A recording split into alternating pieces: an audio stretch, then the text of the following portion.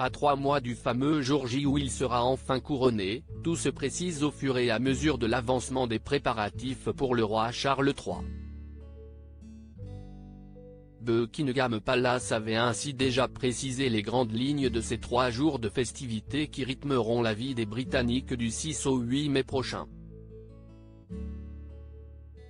Ce samedi 11 février, un nouvel élément, et pas des moindres, a été dévoilé, l'emblème du couronnement.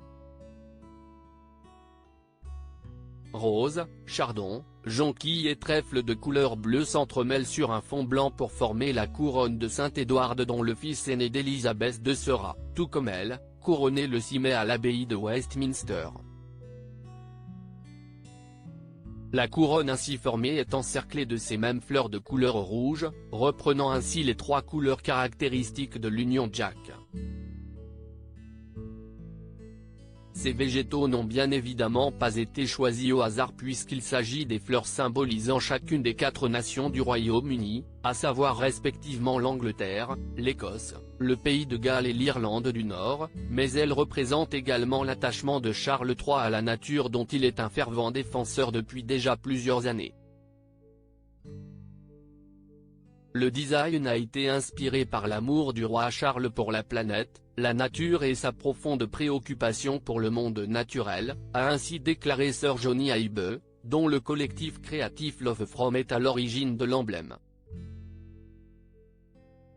Charles III, du prince héritier au roi d'Angleterre, revivait les grands moments de sa vie, le début d'une nouvelle ère présent tout au long de l'événement, tant lors de la cérémonie officielle que lors des fêtes populaires telles que le Big Lunch, prévu le dimanche 7 mai, ou le grand concert donné le même jour dans le parc du château de Windsor. Cet emblème constitue l'identité visuelle du couronnement du nouveau monarque.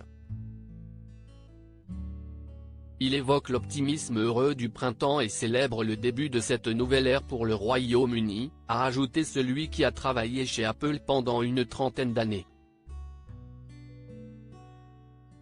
Détenteur de quelques 14 000 brevets dans le monde ainsi que de doctorats honorifiques des universités d'Oxford, de Cambridge et du Royal College Harvard, Sir Johnny est notamment à l'origine des formes arrondies de la marque à la pomme et du design de l'iPhone et de l'iPad. Article écrit en collaboration avec 6 médias. Crédit Photo, agence.